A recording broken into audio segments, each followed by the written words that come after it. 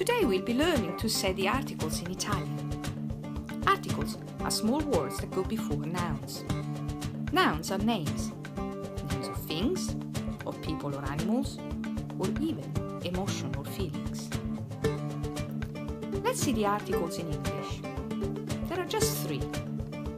They are the child, a, the child, or if the word starts with a vowel, an apple.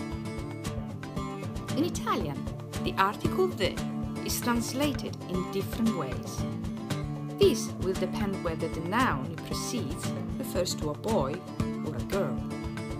Sounds tricky?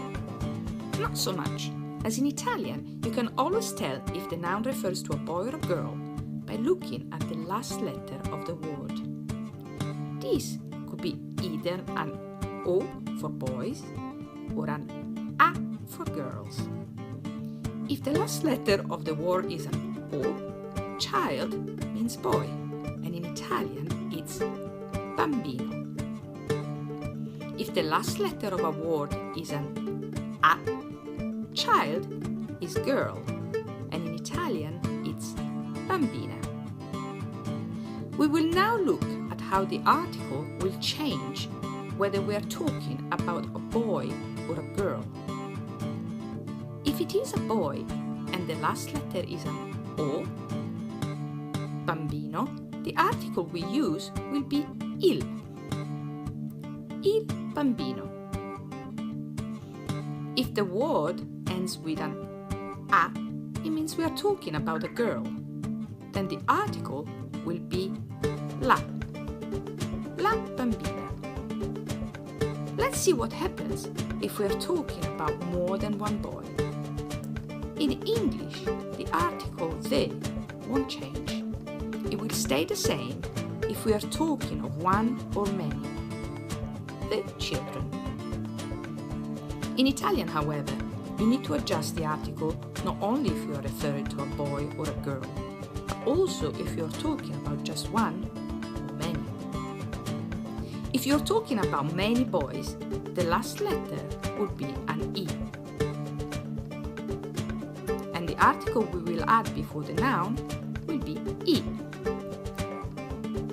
I bambini.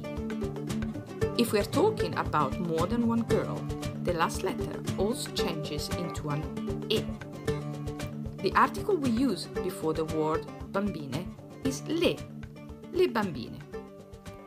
If we are talking about a boy, the nouns and the articles are indicated as masculine, and if the masculine word refers to just one person or thing, we will call it singolare. If you're talking about a girl, the noun and the article will be described as feminine, femminile. If the noun refers to many, it's called plural, plurale, which means many. Got it? All you have to do, in order to know which article to use, is to always look at the last letter of each word. Let's look at some examples. Il libro, the book. I libri, the books. Il tavolo, the table. I tavoli, the tables. La scuola, the school. Le scuole, the schools. La maestra, the teacher. Le maestre, the teachers. All the words which refer to just one are singular. All the words which refers to many are plural. Words ending in O and E are masculine, so words can be either masculine singular or masculine plural. All the words ending with an A and an E are feminine, so words can be feminine singular or feminine plural. Some Italian masculine words need different articles so that it would sound better. Those are words beginning with a Z or an S and a consonant. For these words, we use the article lo zaino, the rucksack. lo specchio, the mirror.